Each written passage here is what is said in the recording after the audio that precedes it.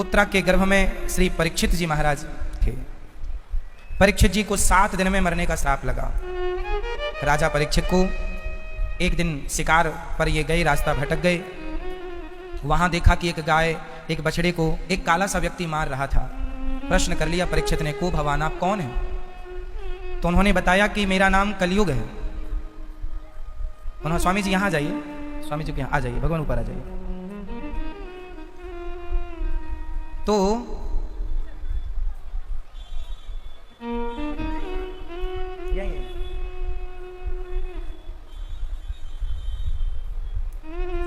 राजा परीक्षित को जब प्यास देखा उन्होंने कि ये काला सा आदमी गाय और बछड़े को मारा जा रहा, पूछा कौन है? कहा उन्होंने, मेरा नाम कलयुग है। और आप यहाँ कलयुग, चलो यहाँ से निकलो। राजा परीक्षित ने कलयुग को कहा, मेरे नगर से, मेरे राज्य से निकल जाओ। परीक्षित ने कहा, महाराज जहाँ जाते हैं आपके ही राज्य की सीमा है, कुछ है नहीं आपके सिवा, कहाँ चले जाएं बताइए। तब राजा परीक्षित ने कलयुग से कहा कि तुम बहुत बुरे हो इसलिए चले जाओ। कलयुग ने कहा, महाराज मैं कितना भी बुरा हूँ पर मुझ में एक अच्छाई है। अच्छा बताओ, कलयुग अच्छा है कि बुरा है? जोर से, कलयुग अच्छा है कि बुरा है? जोर से और जोर से। कलयुग, जिस युग में रह रहे हो उसी की बुराई कर रहे हो। कलयुग बुरा नहीं है, कलयुग समयुग आन नहीं, कलयुग जैसा तो कोई युग नहीं है। क्यों? कृते अध्यायते विष्णुम त्रेतायाम यजतो मखई द्वापरे परिचर्यायाम कलौ केशव कीर्तनात्। कलयुग के बारे में लिखा है, कलयुग केवल नाम आधारा, सुमरि सुमरे नर उतरहि पार। कलयुग में केवल सतयुग त्रेता द्वापर में जो गति ध्यान धारणा समाधि से प्राप्त होती थी, कलयुग में वही गति केवल भगवान का नाम जपने से हो जाती है। इसलिए आपको क्या करना है? ओनली काम करते रहो और नाम, काम करते रहो नाम जपते रहो, मन से गोविंद गोपाल गाते चलो। याद आवेगी इनको कभी ना कभी, मेरी विनती सुनेगा कभी ना कभी। ऐसा विश्वास मन में जगाते चलो, मन से गोविंद गोपाल गाते चलो। कलयुग अच्छा है कि बुरा है? जोर से, क्या अच्छाई है कलयुग में? क्या अच्छा है बताओ? सतयुग त्रेता द्वापर में जो गति बड़े बड़े अनुष्ठानों से मिलती है, कलयुग में वही गति केवल भगवान का नाम जपने से। इसलिए कहता हूँ, व्यर्थ की पंचायत ना किया करो मैया, केवल भगवान की कथा सुना करो और सुनाया करो। आप भी कथा सुना करो 3.5 घंटे, और जब कथा पूरी होए तो अपनी सखियों को, सहेलियों को कथा सुना दिया करो। आज हमने ये सुना तो सुनने का भी पुण्य मिला, और सत्संग यही तो है। हरि चर्चा, भगवत चर्चा को ही सत्संग कहते हैं। जहाँ समाज की चर्चा हो, उत्थान की चर्चा हो, अच्छी बातें हैं, वो सब सत्संग है। तो सत्संग करो। राजा परीक्षित ने देखा कि कलयुग तुम बहुत अच्छे हो। राजा परीक्षित ने कलयुग की अच्छाई को देखकर परीक्षित जी ने कलयुग को 4 कमरे बनवाए। कलयुग कहाँ कहाँ रहता है? कलयुग कहाँ कहाँ रहता है? सुनो, हर युग में 4 युग होते हैं। हर युग में 4 युग होते हैं। कई लोग कहते हैं ये कलयुग चल रहा है, गलत कहते हैं लोग। सही क्या है वो समझो। सतयुग में भी कलयुग होता है और कलयुग में भी सतयुग होता है। कैसे? सुनो, कलयुग ओनली 4 जगह पर होता है। अब ये 4 जगह यदि सतयुग में आ गई तो सतयुग में भी कलयुग चालू हो जाएगा। 4 चीजें जहां होंगी, वो कोई भी युग हो, वो कलयुग माना जाएगा। कौन सी 4 चीजें? मैया, ओ मेरी माँ, ओ मैया, ध्यान से सुन लो मेरी माँ। आज मैं ज़्यादा बोल नहीं सकता आपको, क्योंकि आज स्वास्थ्य अनुकूल नहीं है, पर आप शांत रहेंगे तो हम सुना पाएंगे आपको, है ना? तो आप सुन लेंगे तो अच्छा लगेगा हमें। कलयुग 4 जगह पर रहता है। द्यूतम पानम स्त्रिया सूना, जहां जुआ है, जहां जुआ। अब ये जुआ चाहे आप कलयुग में खेलो या सतयुग में। सतयुग में कोई जुआ खेलेगा तो वहाँ भी कलयुग आएगा। द्वापर युग में जुआ खेला था कौरवों ने, जुआ खेला तो कलयुग आ गया, कलयुग ने बुद्धि बिगाड़ दी, कौरवों ने द्रौपदी की साड़ी खींची और सर्वनाश हो गया कि नहीं। जुआ जो खेलेगा, जिस युग में खेलेगा उसका सर्वनाश होगा। लिख लो कागज में, जुआ, बोलो जुआ जोर से, जुआ जो खेलेगा, जिस युग में खेलेगा उसका सर्वनाश होगा। अब कलयुग में खेलो, सतयुग में खेलो, द्वापर में खेलो, त्रेता में खेलो, किसी युग में खेलोगे, जुआ में कलयुग रहता है, वो आपका सर्वनाश कराएगा। आप किसी भी युग में, ये फर्क नहीं पड़ता कि आप सतयुगी हैं तो जुआ खेल के बच जाएंगे, द्वापर युगी हैं तो सतयुग जुआ खेल के, नहीं जी, आप कलयुग में हैं, द्वापर में, सतयुग में, त्रेता में कहीं है, जुआ बचाएगा नहीं, डुबाएगा। क्या कलयुग का पहला ठिकाना? जोर से, मैया उस तरफ मुंह करके बैठी हो मेरी माँ, उस तरफ दीवार है मेरी माँ, थोड़ा ध्यान दे दो मैया। सुनो, कलयुग का पहला ठिकाना, जोर से, द्यूतम मतलब जुआ। दूसरा पानम, पानम बोले तो, पानम बोले तो शराब, जहां शराब। अब शराब कोई कलयुग में पिए या द्वापर में या त्रेता में या सतयुग में, किसी भी युग में आप शराब पिएंगे आपका सर्वनाश होगा, किसी भी युग में। शराब भगवान श्री कृष्ण के पुत्र पौत्रादि पी लिए थे, भगवान कृष्ण के वंशज पी गए तो वापस में लड़के मरना पड़ा कि नहीं, लिखा है भागवत जी में, बोलो हाँ या ना। वो तो कलयुग नहीं था, वो तो द्वापर था, फिर कैसे? शराब किसी भी युग में आप पियो, कलयुग में, द्वापर में, त्रेता में, सतयुग में, शराब तुम्हारा नाश करेगी। कभी भी पियो, आधी रात के पियो, दिन को पियो, शाम को पियो, सवेरे पियो, कभी भी पियो। शराब क्या करती है? सर्वनाश। आपके पड़ोसियों को आपने कभी देखा हो, जिनने शराब की लत पाली है सब बर्बाद हुए। आप मेरे गांव में खुद मैंने कई लोगों को देखा, शराब पी के धन्ना सेठ भी बर्बाद हो गए, बोलो हाँ या ना। आपकी नजर में, आप में से ऐसे कितने लोग हैं जिन्होंने ये देखा है अपनी आंखों से कि शराब पीकर लोग बर्बाद हो गए? आप में से कितने हैं? सबने ही प्रैक्टिकल देखा है, समाज के व्यवहार को देखा है। शराब पीने से किसी के घर में सुख शांति बनी तो आपके घर में कैसे बन जाएगी? इसलिए शराब नहीं, मतलब नहीं, जब जो पिएगा सर्वनाश, समूल नष्ट, कोई किंतु नहीं, कोई परंतु नहीं, कोई समझौता नहीं। मैया समझ रही हो? आजकल तो माताओं ने भी पीना शुरू कर दिया है, बड़े बड़े शहरों की माताएं पीने लग गई हैं। सही, पुरुषों की तो छोड़ दो, माताएं भी आगे हैं। आप लोग तो नहीं पीती हो मैया? मैया शराब तो नहीं पीती हो पीछे वाली मैया?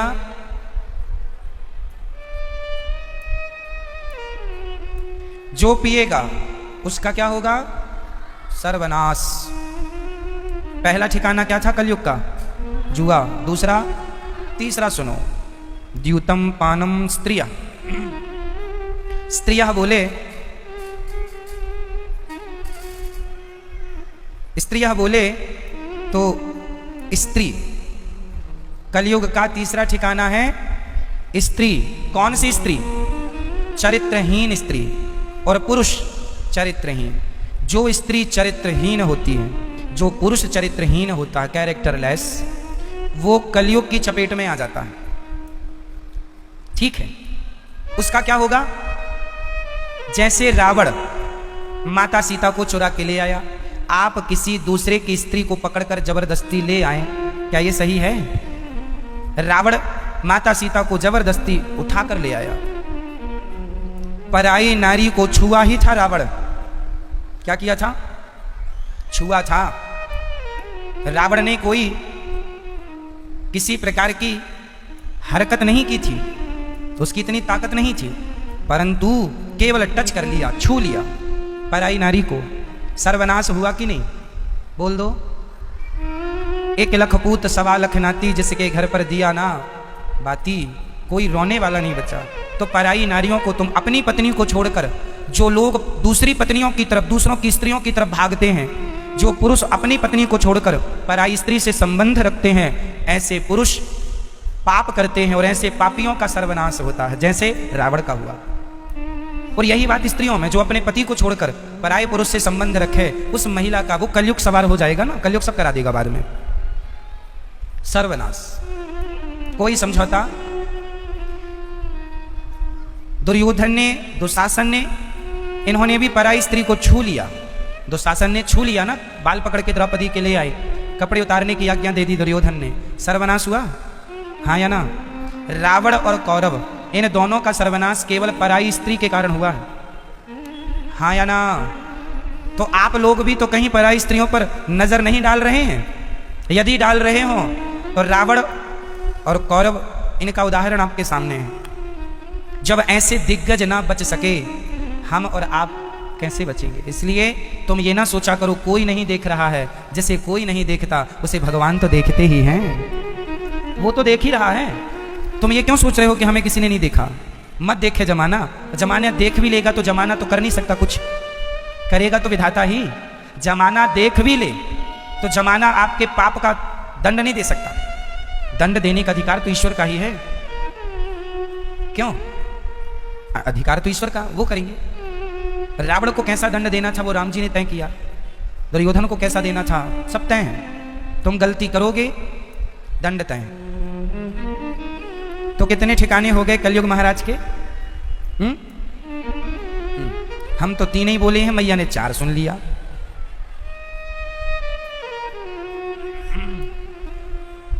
मैया 3, द्यूतम पानम स्त्रिया। अब चौथा है सूना। सूना मतलब मांस। सोना, ये सोना नहीं, नो, ये वाला नहीं, ये वाला नहीं, मांस। सूना मीन्स मांस, मांस, अंडा, मुर्गी, मछली, मांसाहार, नॉनवेज। आप में से कितने लोग अंडा खाते हैं? हाथ उठा लो। जो अंडा खाते हैं हाथ उठा लो। जो मुर्गी खाते हैं, मछली खाते हैं, कुछ लोग हैं जो खाते हैं। भाई, जो मांसाहार करेगा, जो अपने स्वाद के लिए किसी जीव की हत्या करेगा, निश्चित उसका विनाश होगा। जो अपने स्वाद के लिए किसी की हत्या करेगा, उसका क्या होगा? विनाश।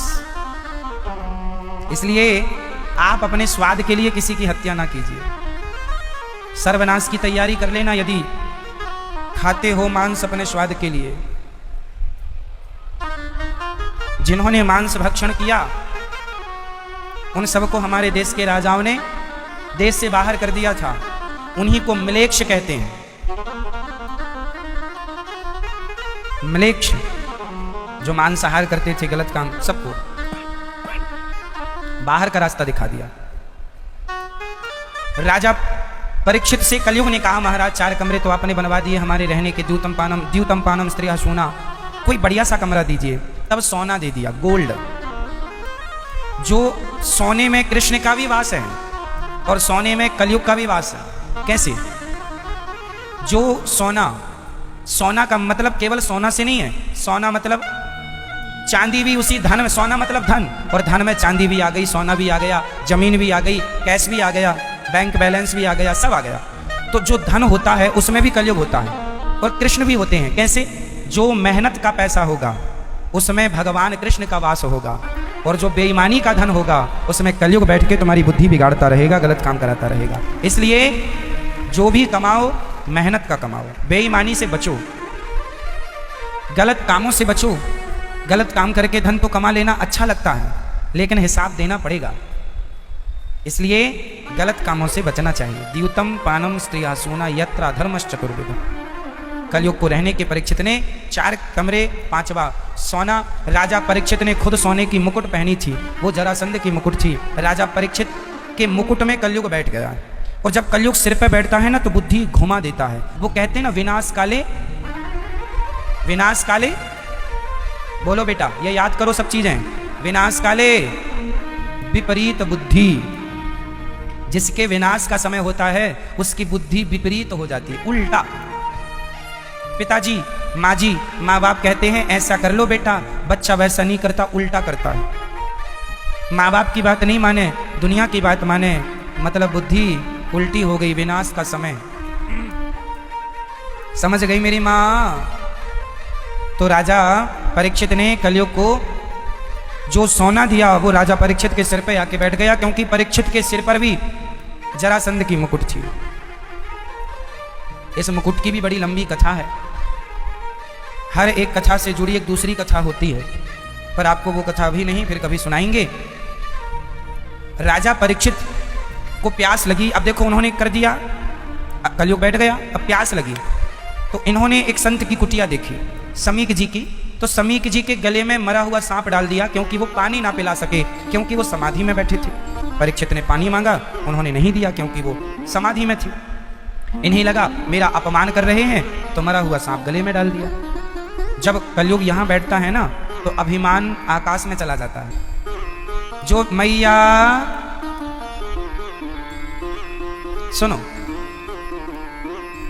जो व्यक्ति बहुत अभिमान कर रहा हो, समझ लेना कि इसका अंत चल रहा है। जब दीपक बुझने वाला होता है ना, तो बुझने के पहले तेज जलता है।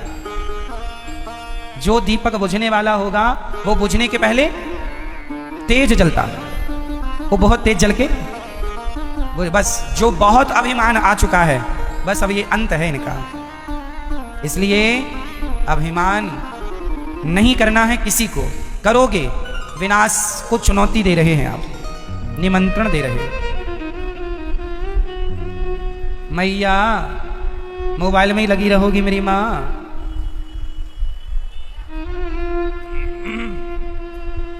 तो भगवान की कृपा ऐसी हुई, राजा परीक्षित ने एक संत का अपमान किया। समीक जी के पुत्र श्रृंगी जी ने श्राप दे दिया, इति लंघित मर्यादम तक्षकः सप्तमेहनि। आज से 7वें दिन तक्षक आपको डसेगा और मृत्यु हो जाएगी। मरने का श्राप लगा परीक्षित को। कितने दिन में? 7 दिन में परीक्षित को मरना है। इन्होंने घर छोड़ दिया, मोह ममता छोड़ दी, सुखताल चले गए। सुखदेव भगवान का आगमन हुआ, पूजन किया, प्रश्न कर दिया, जिसे 7 दिन में मरना हो उसे क्या करना चाहिए? वैसे 7 दिन में तो हम सबको ही मर जाना है। सोमवार से रविवार तक कितने दिन हुए? इन्हीं 7 में एक दिन आप आते हैं और इन्हीं 7 में से एक दिन आप चले जाते हैं। कहानी सबकी 7 दिनों की ही है। या तो मंगलवार की कहानी होगी, या बुधवार की, या गुरुवार की, या शुक्रवार की, या शनिवार की, या रविवार की, या सोमवार की। अब कोई 8वां हो तो आप बता दो कि केवल सबकी कहानियां 7 दिन की हैं। सबकी कहानी कितने दिन की? 7 दिन की। 8वां दिन होता है 7 दिन, 7 ही होते हैं। इन 7 में एक दिन आओ, इन्हीं 7 में एक दिन अपने वापसी जाओ। जिंदगी बड़ी थोड़ी है मेरी माँ, लेकिन आप लोग थोड़ी सी जिंदगी भी बोझ बना लेती हो, कटती नहीं है, रोती रहती हो, रोते रहते हैं लोग। अरे मेरी माँ, जब जिंदगी जीना ही है तो रोकर क्यों, हंसकर जी लो। इसलिए जीवन को रोकर नहीं, हंसकर जीना चाहिए। कैसे जीना है मेरी माँ? कर लो बात, अधूरी ना छोड़ो, ठीक है? सुनो, ये बताओ कि यात्रा हमें करनी है रो के करो या हंस के? 25, 50, 100 साल की जिंदगानी है। अच्छे कर्म करके जाओ, बुरे करके जाओ, जो करके जाओगे वो आपकी संपत्ति है। बच्चा जितना अच्छा पढ़ेगा वो किसके लिए पढ़ेगा? माँ के लिए कि पिता के लिए? बोलो, किसके लिए? बहुत अच्छा एक बच्चा पढ़ रहा है और एक बच्चा बिल्कुल नहीं पढ़ रहा है, तो जो पढ़ रहा है वो किसके लिए पढ़ रहा है, और जो नहीं पढ़ रहा है वो किसके लिए नहीं पढ़ रहा है? वो स्वयं अपने लिए। क्यों? माँ बाप तो चले जाएंगे एक दिन, आपकी जिंदगी आपको ही जीनी है। पढ़ लोगे तो आपके लिए, नहीं पढ़ोगे वो भी आपका।